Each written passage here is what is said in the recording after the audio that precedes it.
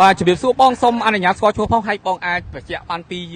មូលនិធិបងឈ្មោះអីគេដែរបាទជំរាបសួរបាទខ្ញុំពូចិនមូលនិធិនេះគឺមូលនិធិប្រមូលស្បៀងសម្រាប់ជនភៀសសឹកនិងវរៈកងទ័ពជួរមុខដែលមានឈ្មោះថាក្រមប្រធានបទឈាមខ្មែរតែមួយហេតុអ្វីបានបងបង្កើតជាមូលនិធិនេះហើយក្នុងក្រមប្រធានបទដ៏ល្អហើយក្នុងឆន្ទៈបែបណាដែរសម្រាប់បងផ្ទាល់សម្រាប់ខ្ញុំពេលនេះក្នុងនាមជាប្រជាជនខ្មែរមួយរូបដែលមានឈាមជ័រជាខ្មែរពួកយើងមិនអាចឈរមើលការឈឺចាប់របស់ការឈ្លានពានរបស់ថៃបានទេអញ្ចឹងក្នុងនាមយើងជាខ្មែរយើងត្រូវតែជួយខ្មែរជួយខ្មែរស្រឡាញ់ខ្មែរកាន់ពិតទៅឲ្យតែជាខ្មែរដឹងតែមានការឈឺចាប់ហើយសម្រាប់ការឈ្លានពានមកលើទឹកដីរបស់យើងបានមកវាយប្រហារវរៈកងទ័ពយើងប្រជាជនយើងដល់ស្លូតត្រង់ដែលគ្នាអត់ដឹងអីសោះការឈឺចាប់មួយនេះទាំងខ្ញុំនិងប្រជាជនខ្មែរទាំងមូលនឹងចងចាំមួយជីវិតក្នុងនាមខ្ញុំហើយនិងប្រជាពលរដ្ឋខ្មែរទូទាំងប្រទេសសូមលើកទឹកចិត្តដល់វរៈកងទ័ពយើងទាំងអស់ពួកបងនៅខាងមុខតែសម្រាប់ពួកខ្ញុំគឺជាសមរភូមិក្រោយពួកខ្ញុំមិនទុកបងប្អូនចោលទេមិនទុកវរៈកងទ័ពចោលទេអញ្ចឹងពួកខ្ញុំនឹងបន្តធ្វើមូលនិធិរហូតបាទខ្ញុំសូមផ្ដាំផ្ញើដល់បងប្អូនប្រជាពលរដ្ឋដែលបានភៀសសឹកទាំងអស់សូមទៅរកទីតាំងទីទួលសុវត្ថិភាពទាំងអស់ខាងខ្ញុំនេះនឹងខំប្រឹងប្រមូលស្បៀងសម្ភារៈប្រើប្រាស់ទៅប្រគល់ជូនពុកម៉ែបងប្អូនសូមពុកម៉ែបងប្អូនជនភៀសសឹកទាំងអស់កុំបារម្ភ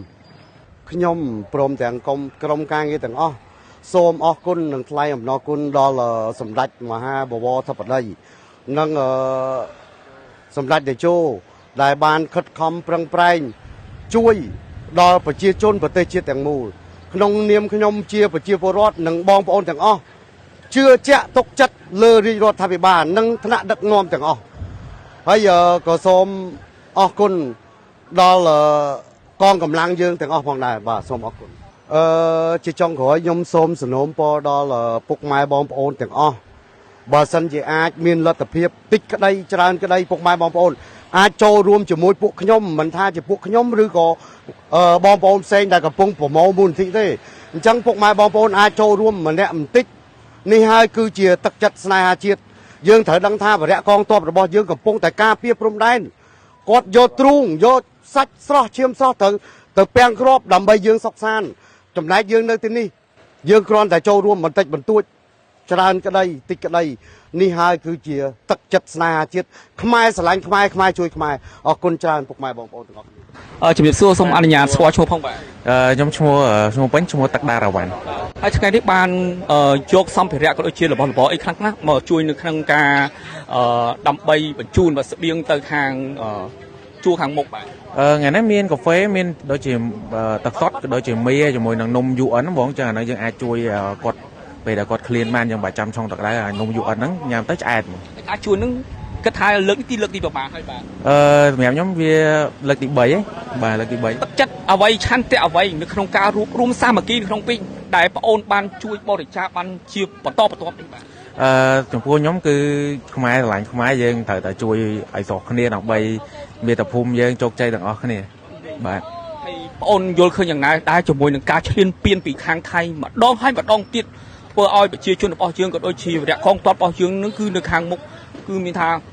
មានការស្លាប់ផងការបាត់បង់ជីវិតផងប៉ុន្តែគាត់នៅតែក្រាញរនាជាពិសេសគឺការពារដែនអធិបតេយ្យភាពរបស់កម្ពុជារបស់យើងចំពោះខ្ញុំគឺ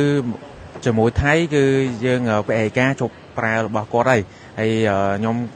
វាដដែលពេកចឹងវាអារម្មណ៍ថាខឹងដែរចំពោះហាវិគីថៃចឹងណាបងបាទចំពោះខ្ញុំមានតែ10សូមទៅច្បាប់អន្តរជាតិក៏ដូចជាអរគុណដល់បងជួមកក៏ដូចជាអរគុណដល់បងទាំងអស់គ្នាដែលបានធ្វើកម្មវិធីនេះឡើងមកហើយសូមជូនពរពួកគាត់នៅខាងមុខឲ្យបានសុខសុវត្ថិភាពជោគជ័យទាំងអស់គ្នាបាទពួកខ្ញុំផ្ទាល់គឺនៅតែជឿជាក់ទុកចិត្តលើពួកគាត់ដែលសារសម្ដេចក៏ដូចជាសម្ដេចធិបតីគាត់គឺមានបទពិសោធន៍ក៏ដូចជានៅតែជឿជាក់ពួកគាត់នឹងអាចធ្វើបានបាទជាចុងក្រោយប្អូនមានអ្វីជាការបន្ថែមក៏ដូចជាសង្ឃឹមថាការដោះស្រាយទាំងអស់នឹងបានភាពរលូននឹងជោគជ័យមកវិញ ជាចុងក្រោយសង្ឃឹមថាពួកគាត់នឹងអាចយកใจចំណែកក៏ដូចជាយកសន្តិភាពមកវិញឲ្យបានព្រោះអីកម្ពុជាយើងត្រូវការតែសន្តិភាពបងបានព្រោះយើងត្រូវការសន្តិភាពអរគុណ ជំរាបសួរបាទសូមអនុញ្ញាតស្គាល់ឈ្មោះផងហើយថ្ងៃនេះធ្វើជាទូនីតិយ៉ាងណាដែរ បាទខ្ញុំឈ្មោះអឹមសំអូនរងឯងទូនទីខ្ញុំនេះពងមកជួយបាទមកជួយស្ចប់អីវ៉ាន់បងដែលគាត់បានមកជួយជាមូលនិធិបង ប្រហែលថ្ងៃហើយបាទខាងក្រុមការងារបានប្រមូលនៅមូលនិធិនេះ បើតាមដល់ដូចជាម្សិលមិញបងប៉ុន្តែយើងស្ចប់ហ្នឹងគឺទឹមព្រឹកហ្នឹងទេខ្ទង់ម៉ោង 10 ហ្នឹងយើង start ចាប់ដើមស្ចប់អីវ៉ាន់ដែលភ្ញៀវដែលបងគាត់ជួយបង ទឹកចិត្តប្អូននៅក្នុងការជួយជាពិសេសនៅក្នុងការវិខ្ចប់សម្ភារៈដើម្បីបញ្ជូនទៅខាងកងកម្លាំងរបស់យើងនៅខាងមុខក៏ដូចជាប្រជាជនភៀសសឹកនោះទឹកចិត្តប្អូនយ៉ាងណាដែរថ្ងៃនេះ ខ្ញុំមានទឹកចិត្តចង់ជួយដើម្បីរួមខ្មែរតែមួយបាទដើម្បីបងនឹងជួយភៀសសឹកដែលគាត់កំពុងតែខ្វះខាតការហូបចុកនិងការស្នាក់នៅបងក្រោយដែលទូរដំណឹងថាពួកសៀមវិហារខ្មែរគឺខ្ញុំមានអារម្មណ៍ថាតក់ស្លុតនឹងមានរំជួលចិត្តថាធ្វើឲ្យខ្មែរយើងពិបាកក្នុងការរស់នៅនិងបាត់បង់ជាពិសេសគឺប្រាសាទដែលត្រូវបានពួកសៀមវាកំទេចនិយាយទៅខ្ញុំគឺមានអារម្មណ៍ថាគឺខឹងសម្បាននឹងសៀមដែលពួកគាត់វាលុកបាទខ្ញុំសូមអរគុណដល់បងកងទ័ពដែលគាត់ខំការពារទឹកដីនិងសូមគោរពមានខណ្ឌដែលកងទ័ពដែលយើងបានពាក់លីបាទហើយក៏សូមឲ្យបងទាំងអស់និងប្រជាជនកម្ពុជាអស់ឲ្យយើងរួបរวมជាស្មារតីជាកម្លាំងសាមគ្គីដោយពាក្យថាខ្មែរតែមួយបាទខ្មែរលើខ្មែរក្រោមខ្មែរតែមួយបាទខ្ញុំសំណូមពរឲ្យបងនិងជនភៀសសឹកសូមឲ្យគាត់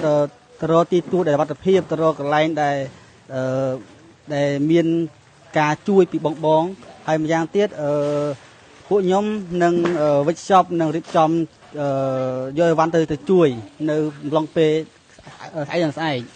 បាទខ្ញុំមានការជឿជាក់លើថ្នាក់ដឹកនាំមានសម្ដេចជួនសែនមានសម្ដេចបវរសម្ដីដែលលោកមានចក្ខុវិស័យខ្ពស់ដែលលោកយល់ដឹងដែលលោកមានការគិតវែងឆ្ងាយអញ្ចឹងពួកខ្ញុំដែលជាប្រជាជនមានអីទេគឺមានតែការជឿជាក់ទៅលើលើថ្នាក់ដឹកនាំនិងរួមកម្លាំងតែមួយបាទខ្ញុំសូមសំណូមពរឲ្យប្រទេសពិភពលោកសូមឲ្យលោកមើលការឃ្លានពានក៏ក្លឿនរបស់សៀមសូមឲ្យកោតទោសនៅអំពើដែលអមនុស្សធម៌សូមឲ្យគាត់មើលថាប្រទេសសៀមពិតជាឃ្លានពានខ្មែរយើងមុនបាទ